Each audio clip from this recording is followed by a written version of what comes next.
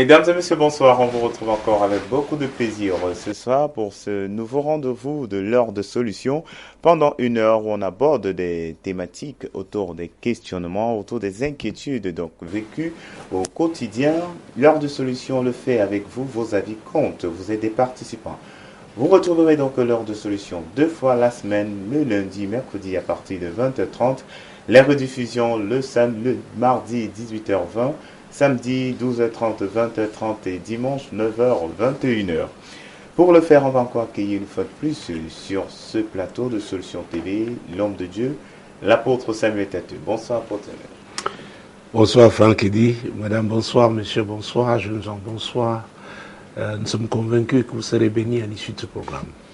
Tout à fait. Beaucoup de bénédictions, on les reçoit à ce programme, l'heure de solution.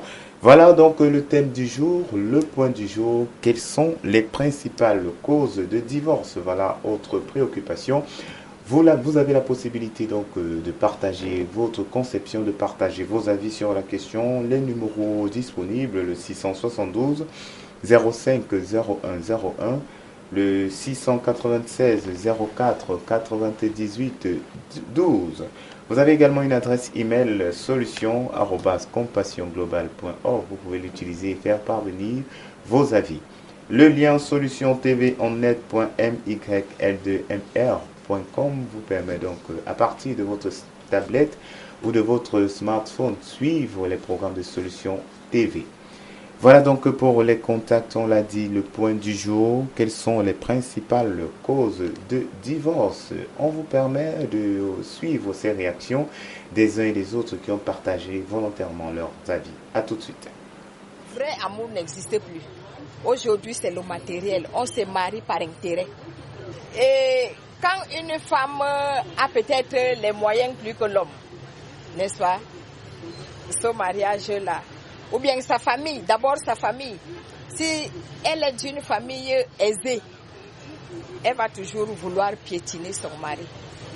Et si l'homme est aussi le genre qu'il ne se laisse pas piétiner, ça ne va pas marcher. L'orgueil, quand la femme est orgueilleuse ou l'homme est orgueilleux, ça ne peut pas marcher. Parce que personne ne peut se rabaisser pour demander pardon à l'autre.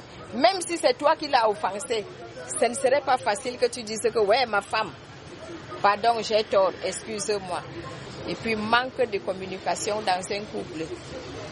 Voilà les éléments qui détruisent. The causes of divorce are so many. So many. If we want to enumerate disagreement, when the partner, the two parties don't see themselves again in the light of, let's say, the word of God, in the light of the love, their first engagement in their marriage, the first love vows they did, when they don't see themselves in that light, it becomes very dangerous in the home. The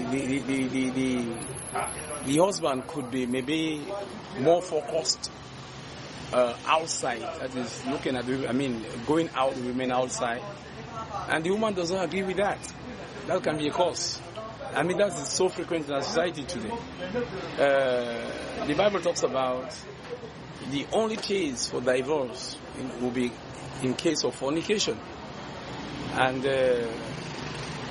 when any of the parties engage in this marriage fornicates, it gives room, according to the word of God, for divorce. Aujourd'hui, le divorce a plusieurs causes, parce que dans un foyer, si la femme ne se soumet pas, il y a pratiquement un divorce. Parce que à un moment donné, la femme veut faire le bras de fer avec l'homme, et l'homme aussi ne veut pas se rabaisser. Et dans un deuxième cas, au foyer, la femme, sur le lien, ne cède pas. À un moment donné, l'homme est obligé de se fâcher et demander le divorce, normalement.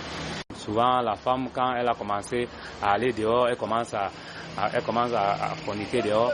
Et à un moment donné, elle ne peut plus céder. Ou bien à cause de, par exemple, l'homme n'est plus capable de satisfaire la femme. La femme, elle va dehors, elle commence à refuser de céder dans la maison. Et ça cause des ennuis. Il y a plusieurs facteurs du cause du divorce. À peu près, on peut dire la jalousie.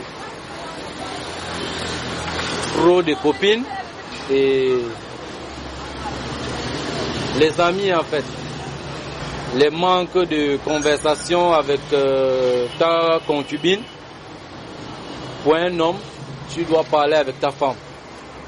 Tu dois chercher à savoir si ta femme est souciante, si elle a quelque chose qui l'embête. Quand tu reviens le soir, tu dois l'interpeller, bavarder avec elle au minimum, même 30 minutes. Connaître qu'est-ce qu'elle a vécu en journée. Qu'est-ce qui n'a pas marché en journée. Qu'est-ce qui l'a embêté depuis la journée. Il faut partager avec ton partenaire. De retour donc sur ce plateau de Solution TV, après avoir suivi avec beaucoup d'intérêt les réactions de ces intervenants, on revient donc à vous, hommes de Dieu, avec cette préoccupation pour mieux comprendre pourquoi se marier et penser ou alors parler de divorce plus tard. Oui, ça veut dire tout simplement qu'il y a eu un désaccord profond. C'est comme un contrat. Les parties qui s'engagent à un moment donné, parce qu'elles ne sont plus d'accord, une d'elles se sent lésée et pense que c'est irrémédiable. C'est très, très important. Parce que les problèmes, il y en aura toujours dans ce monde. Et surtout quand nous parlons du mariage, deux personnes qui viennent d'horizons divers, avec chacune ses colis, comme j'ai l'habitude de le dire. Et les colis physiques, il y a les colis spirituels. Parce que les colis physiques, on peut les voir. Par exemple, dans les cas de familles recomposées, n'est-ce pas? Bon, prenez un homme qui a des enfants, ou alors une femme qui a des enfants, ou alors vice-versa. Ce qui est sur ce genre de tableau annonce qu'il y aura des défis particuliers. Donc quand vous vous engagez, vous savez, déjà vous avez une idée, même si personne ne peut imaginer tout ce qu'il va affronter comme défi, mais il y a quand même des signes. Là c'est le côté visible, mais il y a un côté qui est invisible, dont beaucoup parlaient de sorcellerie, n'est-ce pas, la dernière fois, oui, en ce qui concerne le mariage, comment ça pourrait influencer négativement le mariage, ça c'est la partie occulte, la partie invisible. Donc c'est les deux grands, deux grandes bases. Mais notons tout de suite que c'est parce qu'il y a un désaccord.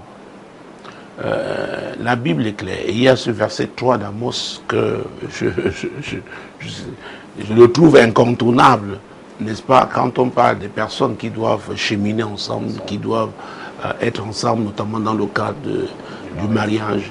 Le prophète Amos, vraiment Dieu l'a utilisé pour vous poser une question fondamentale. Amos chapitre 3, verset 3. Deux hommes marchent-ils ensemble sans être convenus? Ah, deux hommes marchent-ils ensemble sans être convenus? Homme, si je préfère grand H, ça dit homme et femme. Parce que le mariage en tant que chrétien, c'est entre un homme et une femme. Donc, c'est des personnes qui sont donc accordées.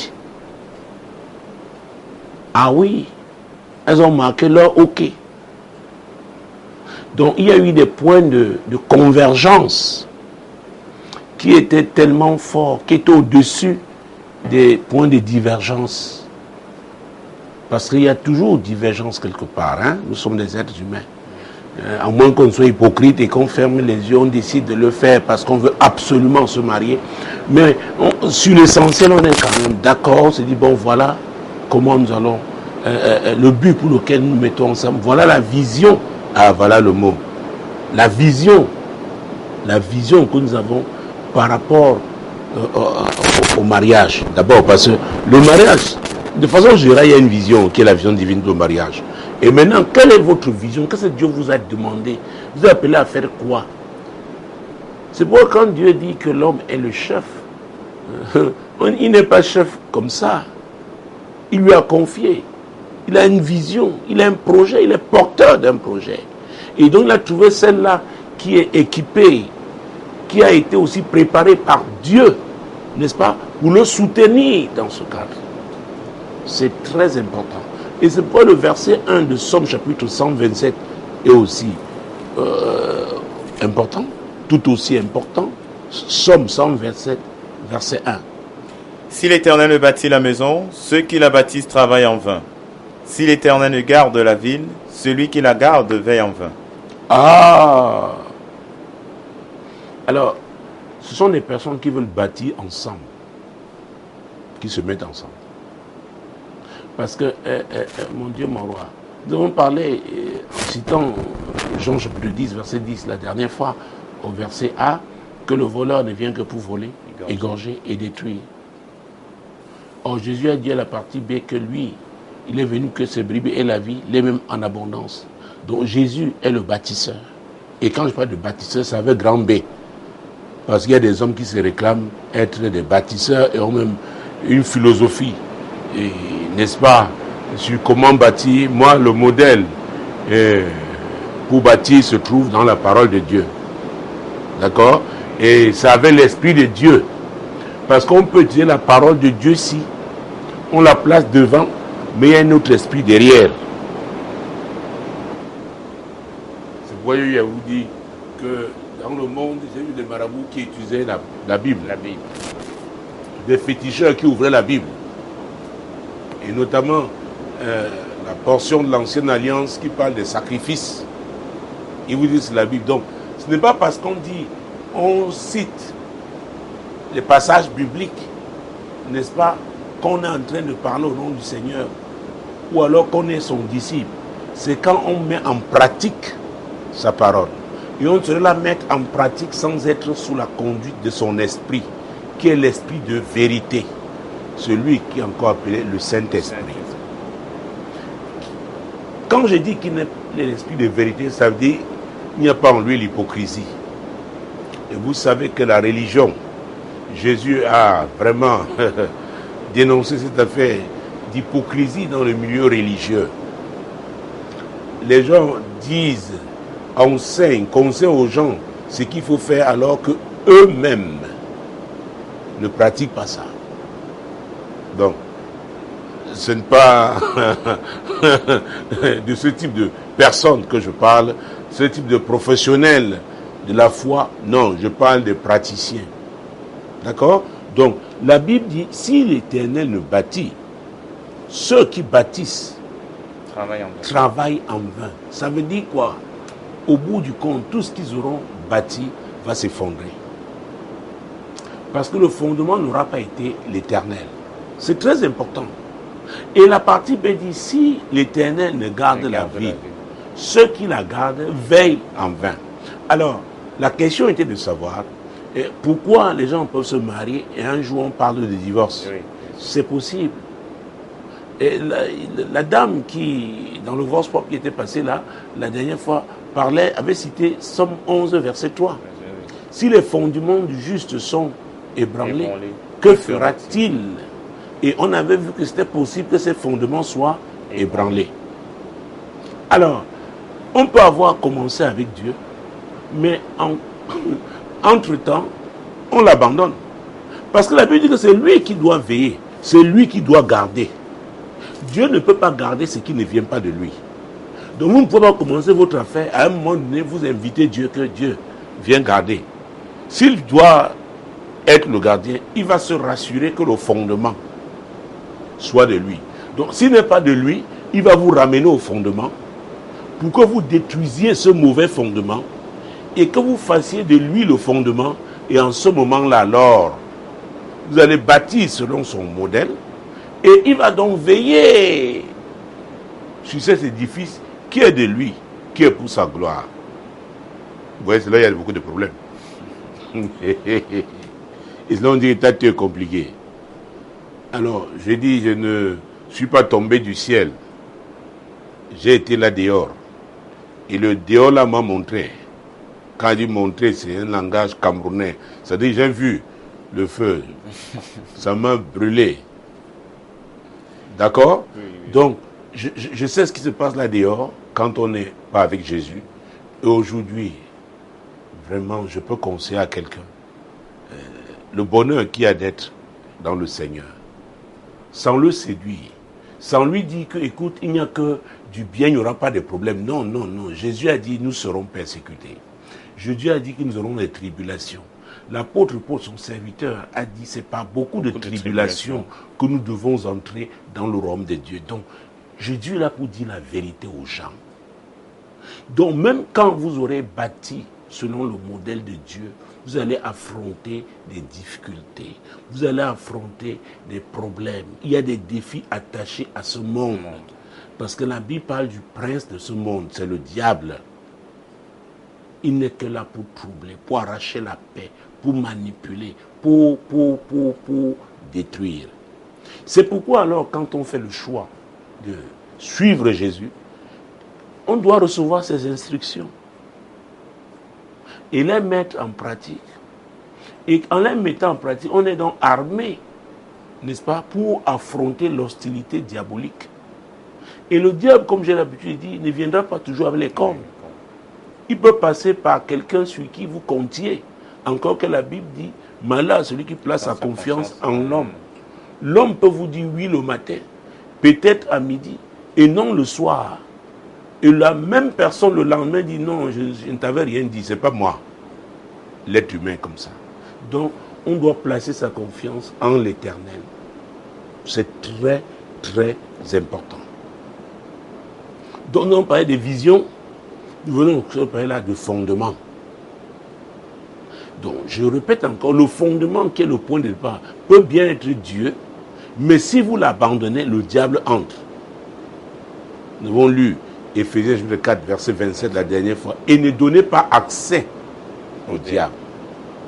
Donc, quand les gens qui s'aimaient, les gens qui s'étaient jurés vraiment de vivre ensemble dans le cadre du mariage, arrivent au point où ils pensent au divorce, c'est que le rongeur est entré, le destructeur est entré. Donc maintenant il y a des points de désaccord.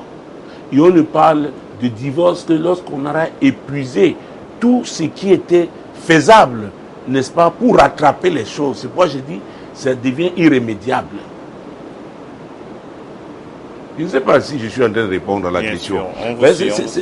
C'est très important. C'est très important. Vous savez, l'apôtre Paul, un des, sinon le plus grand écrivain, n'est-ce pas, quand on parle la parole de Dieu, j'aime recourir à lui parce qu'il a des enseignements pratiques. Et il nous a avertis par rapport à notre marche sur cette terre. Et là, nous sommes dans le livre de Galates, juste après 2 Corinthiens. Galates chapitre 5. Galates chapitre 5. Mon Dieu, mon roi. Nous allons prendre les versets 16 et 17 pour commencer.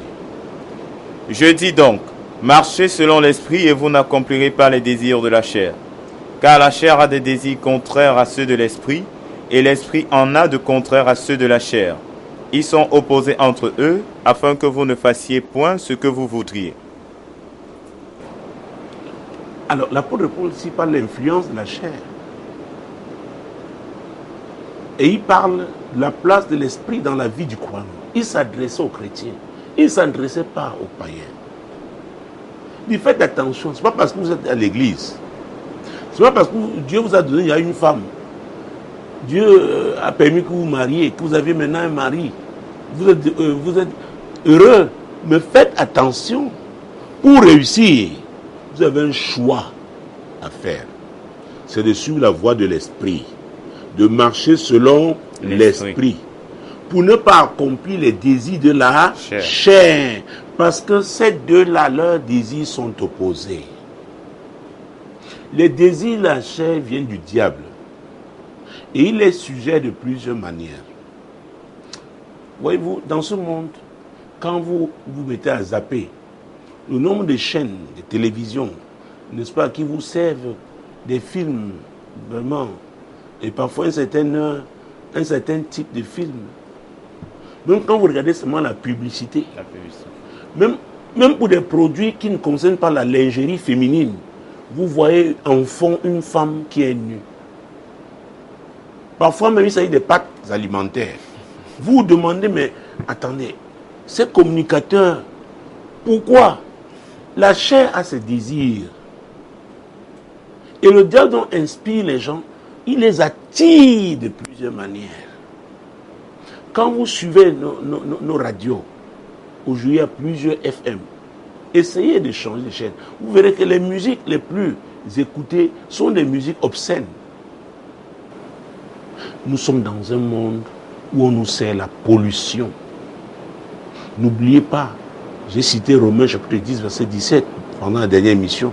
La foi vient de ce qu'on entend. Est-ce qu'on entend la parole de Dieu? Et donc, si on n'entend pas la parole de Dieu et qu'on entend autre chose, c'est une semence.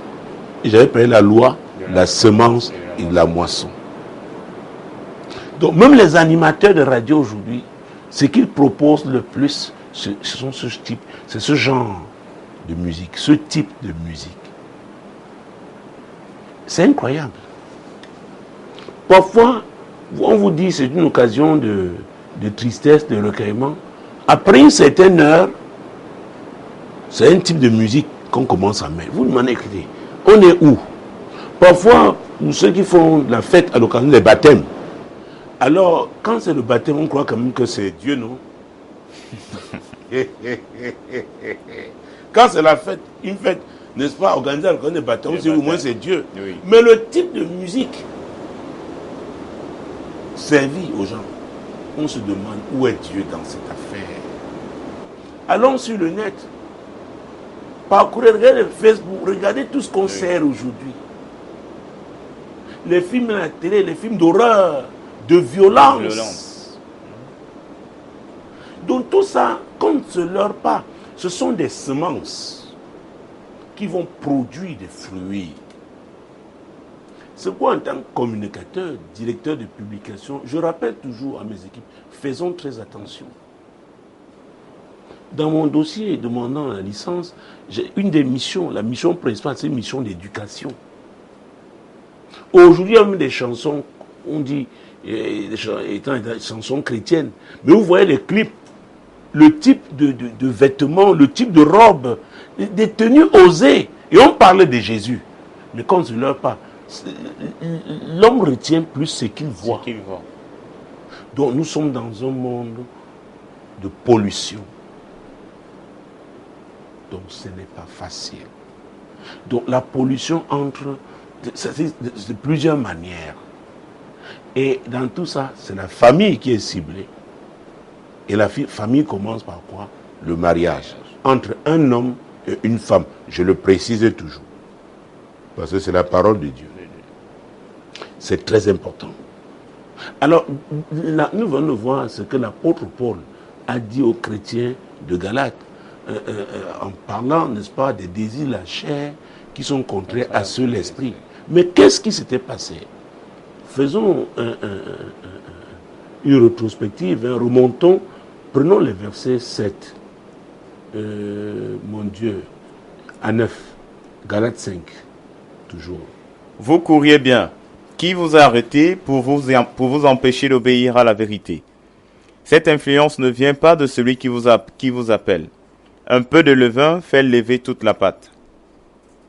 Ah, au départ, vous couriez bien. Dieu vous a donné ce mariage. Dieu vous a mis ensemble. Au départ, tout allait bien.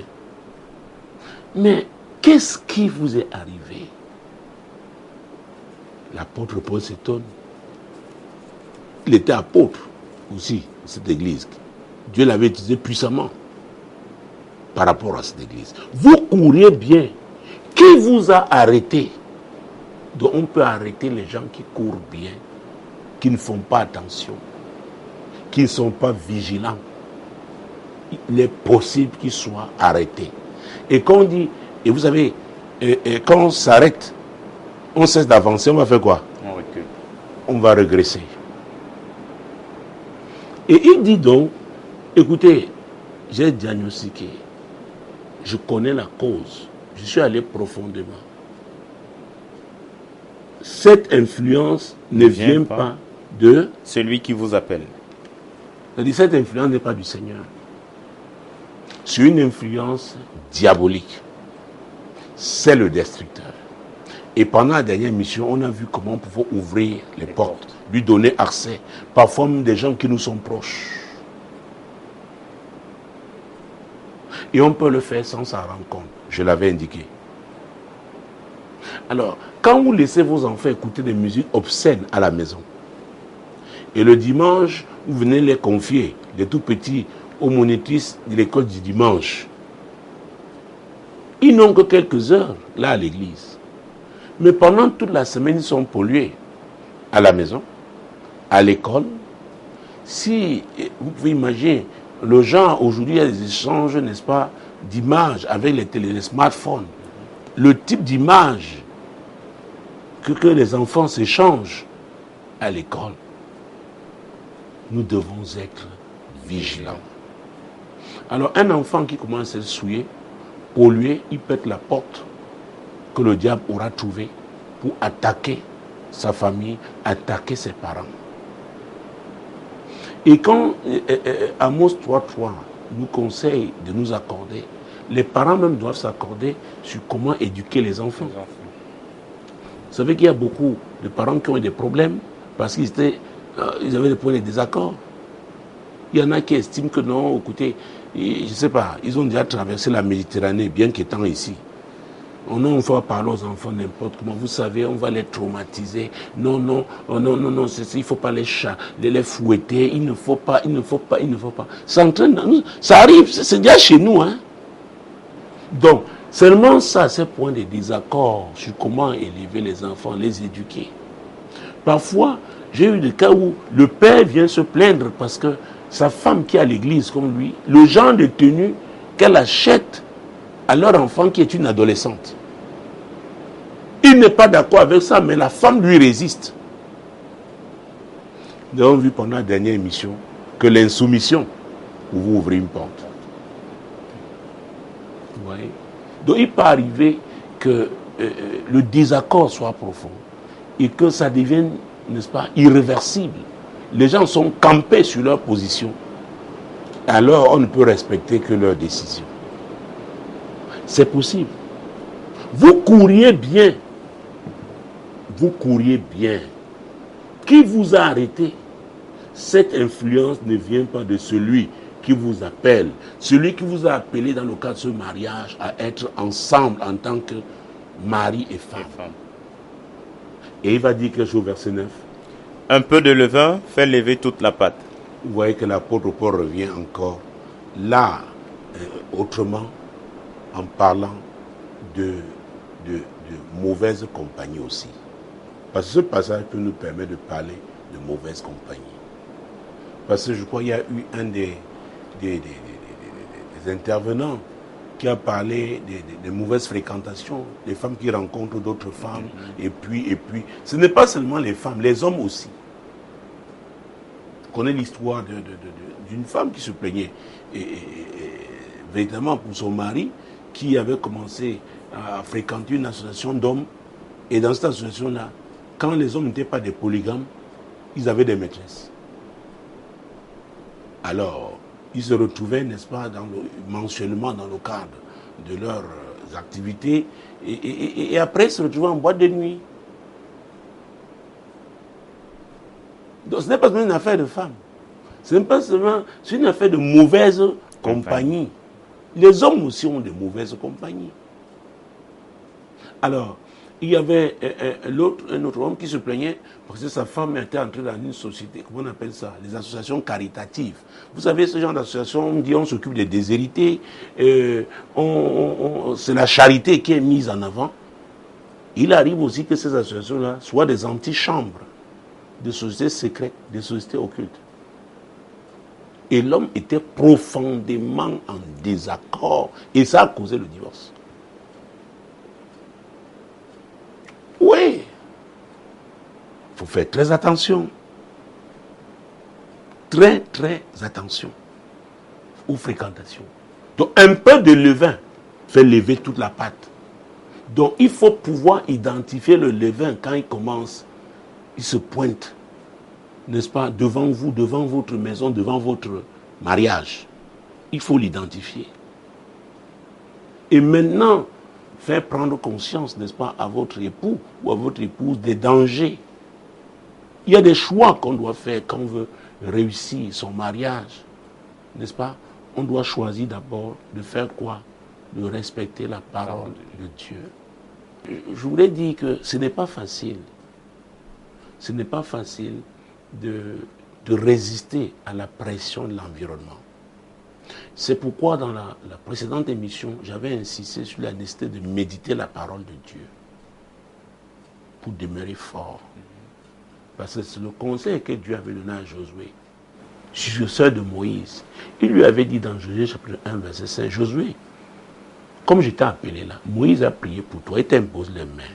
Tu as été un homme en qui résidait l'esprit. Maintenant, dans la sagesse que tu as est évidente. Personne ne résistera, n'est-ce pas, face à toi tant que tu vivras. Mais au verset 8, il va lui dire, médite ce livre de la loi, jour et nuit, c'est alors que tu auras du succès. On nous a parlé la parole de Dieu qui était une nourriture.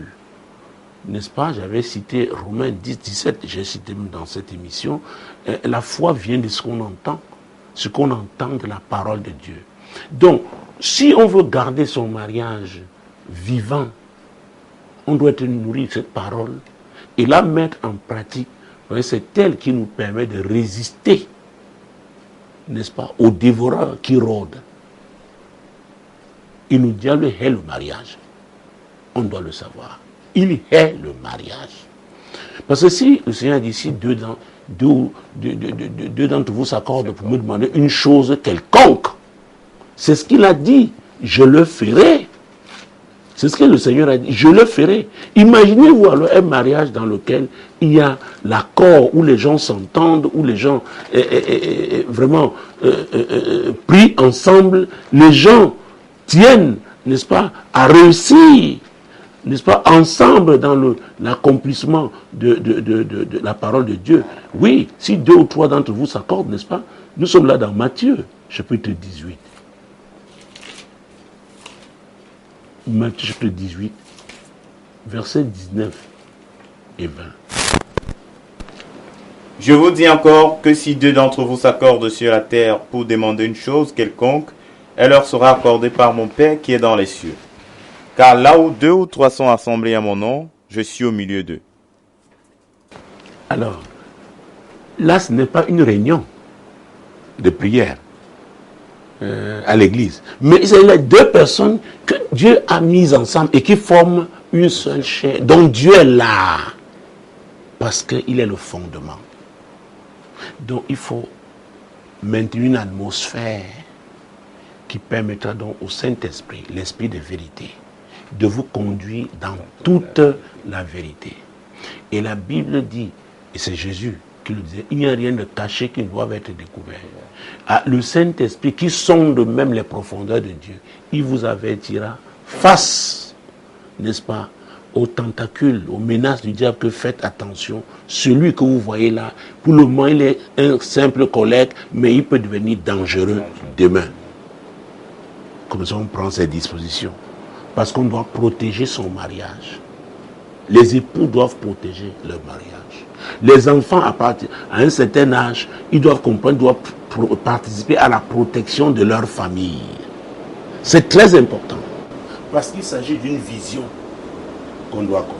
Vous voyez que nous revenons encore à Amos 3.3. La vision, c'est très important. Donc il est possible donc, que des gens qui s'accordaient, ils ont réussi tant qu'ils étaient en accord et le Seigneur était là. Mais maintenant, ils ont laissé le diable entrer, il y a des points de désaccord.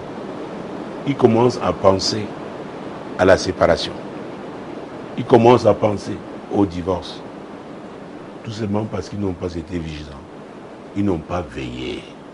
Ils ont peut-être laissé des mauvaises compagnies les influencer. Et il peut encore avoir une autre influence. Restons dans Matthieu, au chapitre 15, cette fois-ci, verset 3. Il leur répondit, et vous, pourquoi transgressez-vous le commandement de Dieu au profit de votre tradition? Voilà. Les traditions. Oh mon Dieu. Je connais ce continent. Du nord au sud, de l'est à l'ouest. je peux vous raconter plusieurs traditions, les traditions différentes en matière de mariage. Même dans mon pays. Or, deux personnes qui se sont accordées parce que déjà, elles ont fait un choix. C'est-à-dire Jésus, qui est leur sauveur, qui est leur Seigneur, qui est la parole. Au commencement était la parole. La parole était avec Dieu. La parole était Dieu. Elle était au commencement. Tout ce qui a été fait par elle. Et rien de ce qui a été fait n'a été fait sans elle. Et la parole, au verset 14, s'est faite chair. Nous sommes là dans Jean chapitre 1. Il s'agit de Jésus. Donc, voilà le point d'accord. Maintenant, lui encore, il vous a mis ensemble. Vous vous êtes accordés. Il faut qu'il demeure. Il doit demeurer. Donc, on doit entretenir sa présence. Mais maintenant, si on se laisse influencer par des traditions contraires à la parole de Dieu,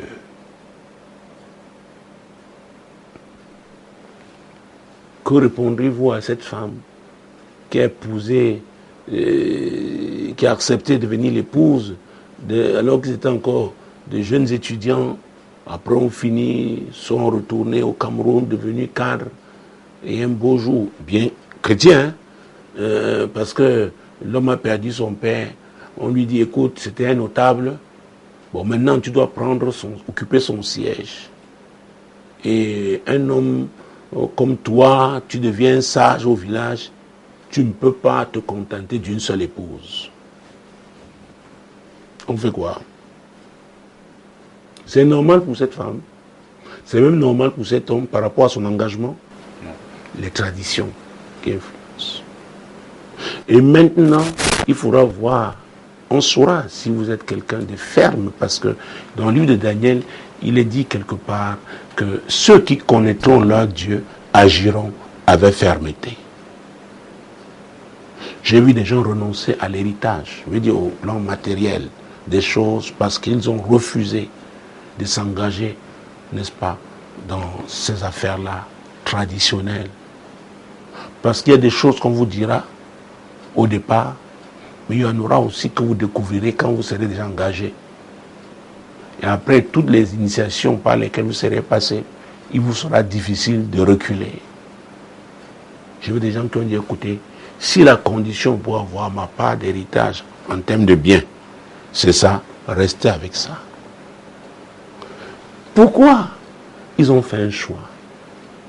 Le choix de ce que Dieu doit avoir la priorité dans leur vie.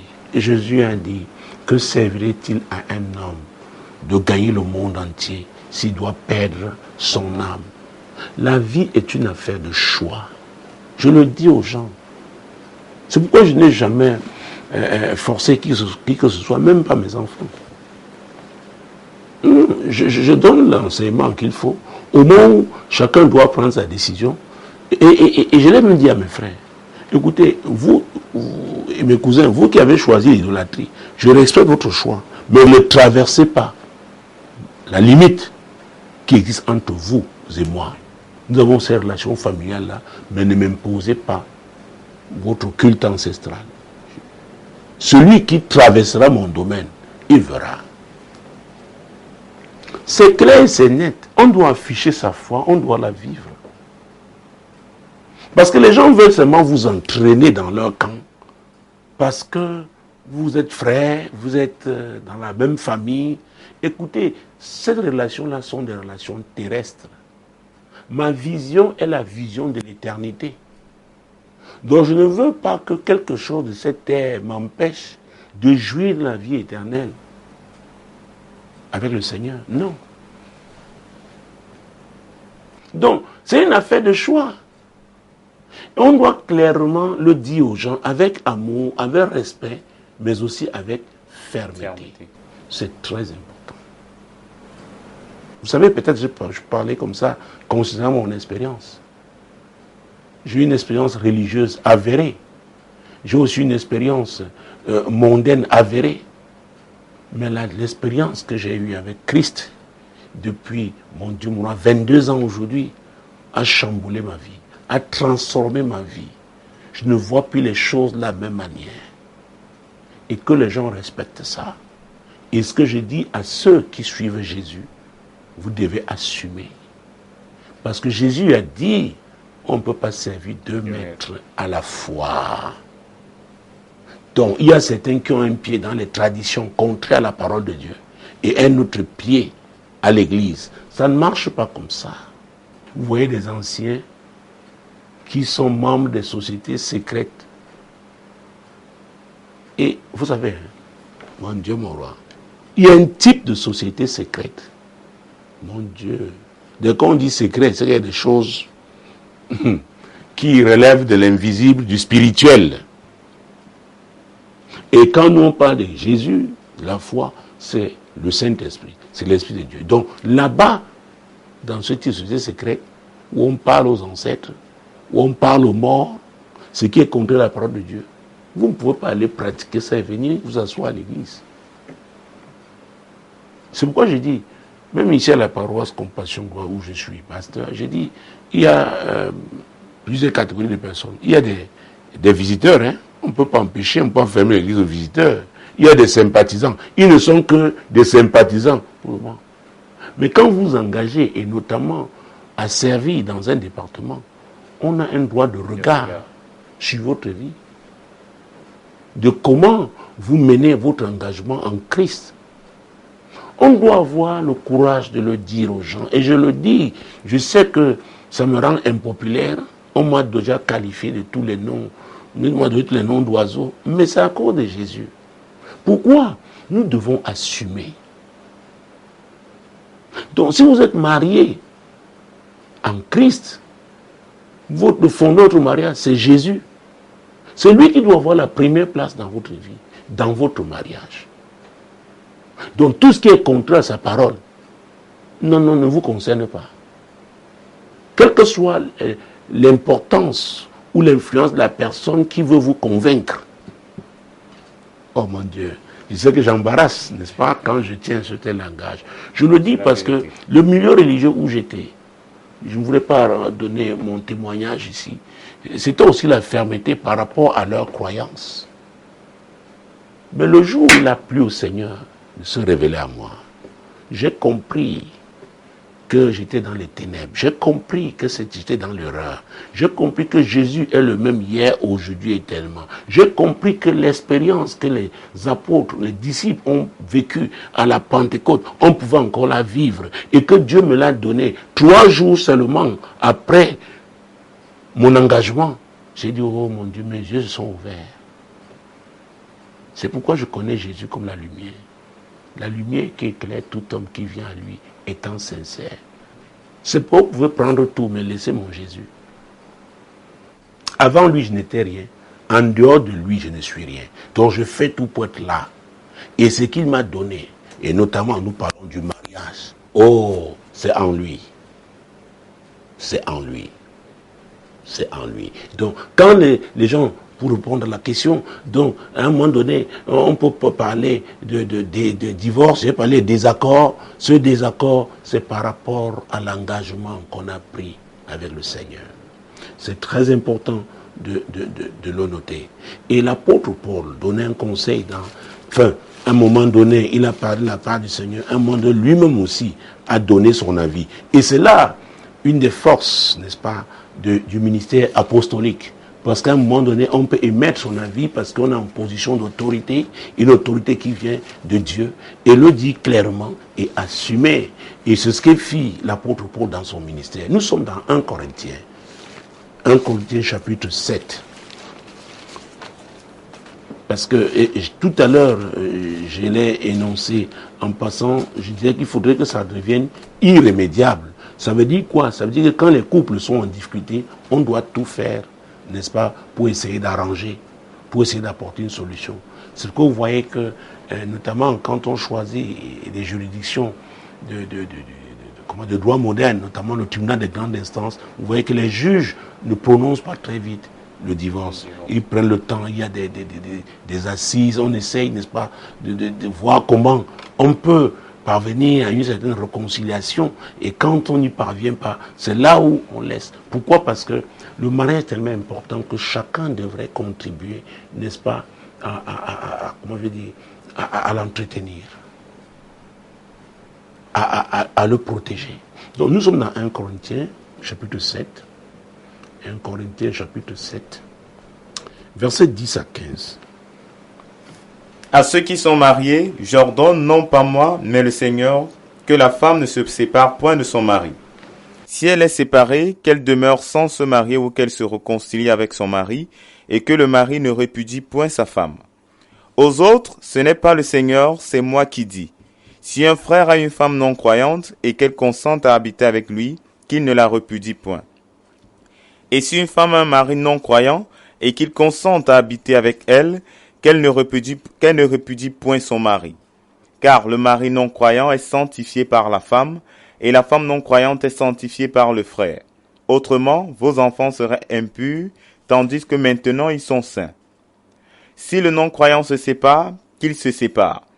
Le frère ou la sœur ne sont pas liés dans ces cas-là. Dieu nous a appelés à vivre en paix. Oh mon Dieu, mon roi. Dieu nous a appelés à vivre en paix.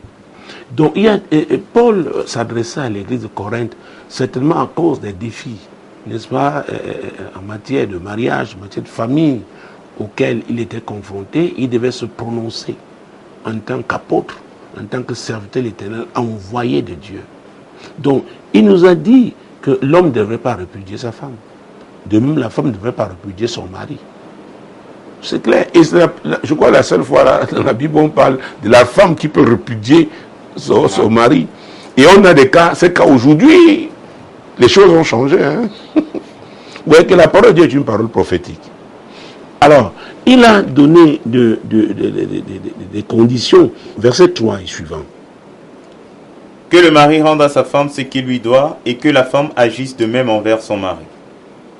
La femme n'a pas autorité sur son propre corps, mais c'est le mari. Et pareillement, le mari n'a pas autorité sur son propre corps, mais c'est la femme. Alors, pourquoi j'ai pensé à ça? Parce qu'il y a quelqu'un qui a dit qu'il arrive que la femme maintenant devienne réticente. Oui. Là, pour parler des rapports sexuels. Non. Et vous savez, c'était... J'ai beaucoup de cas, j'ai beaucoup d'exemples. Une femme qui se plaignait que le mari lui faisait le chantage.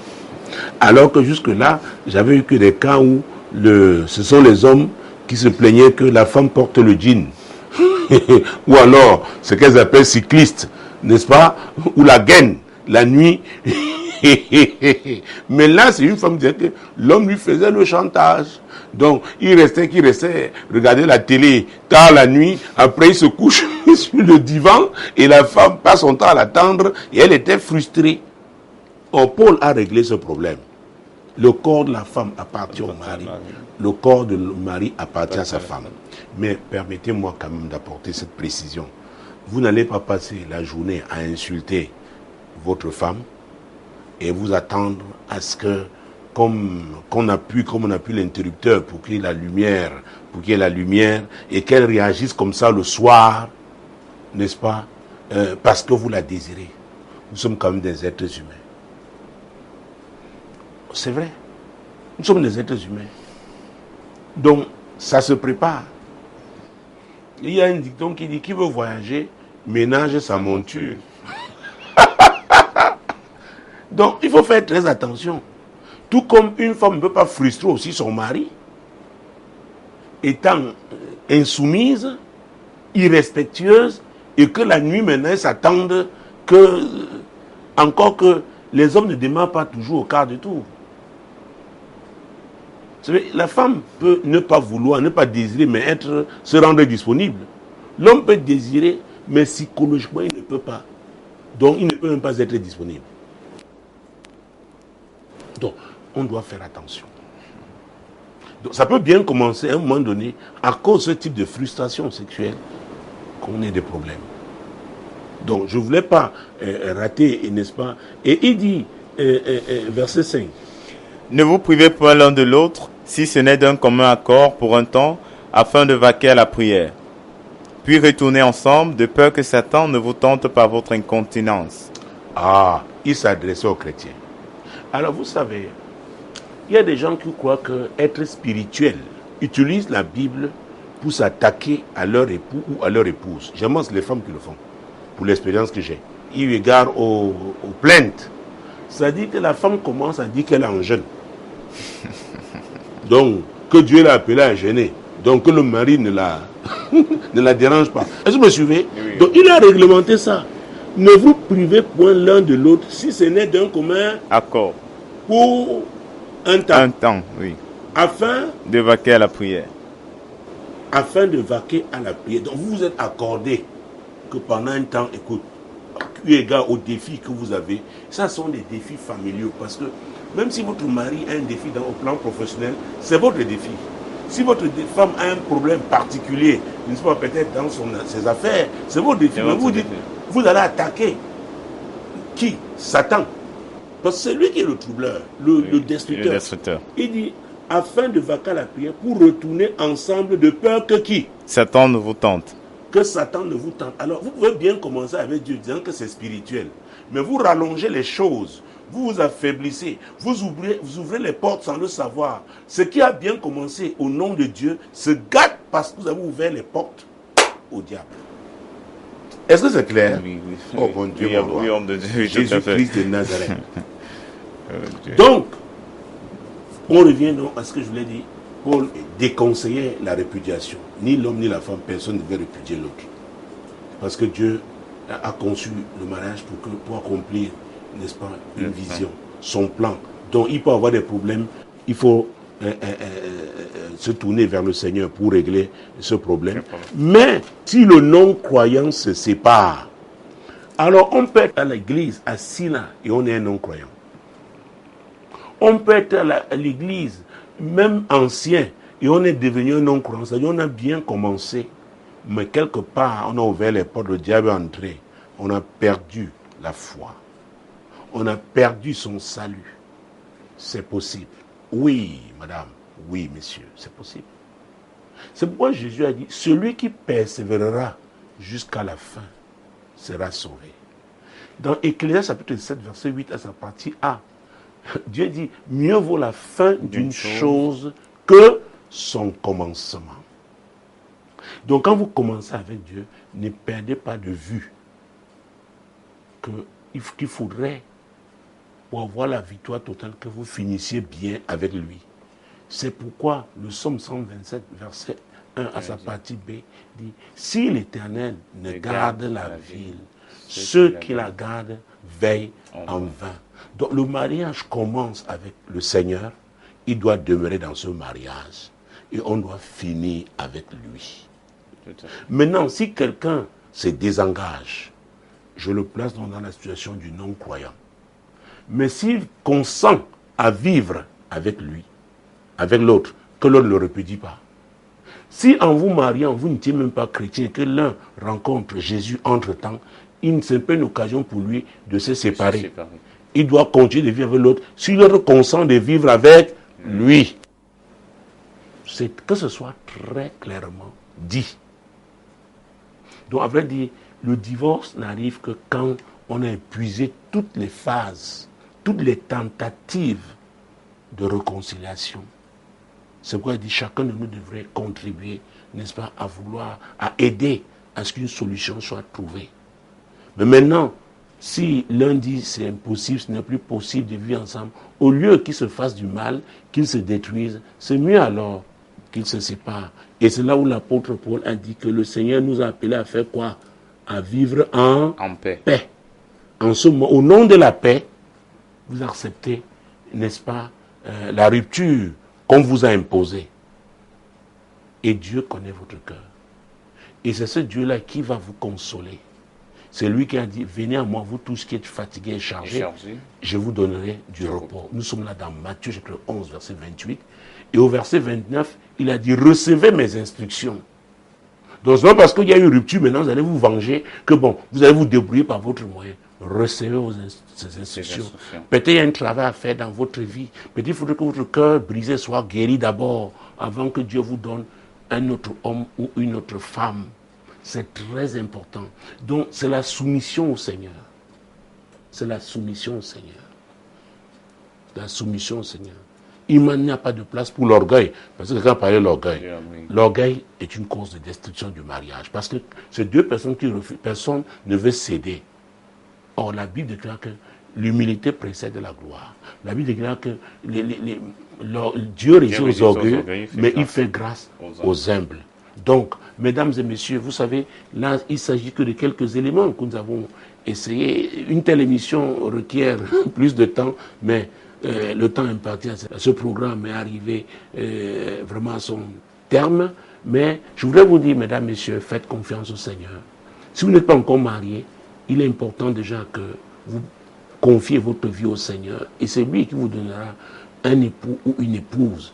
Et quand il le fera, demeurez avec lui pour bien finir, c'est-à-dire finir dans la gloire. Demeurez bénis donc en écoutant Radio Solution, la voix du royaume, et en regardant Solution TV, la solution chez vous. Shalom.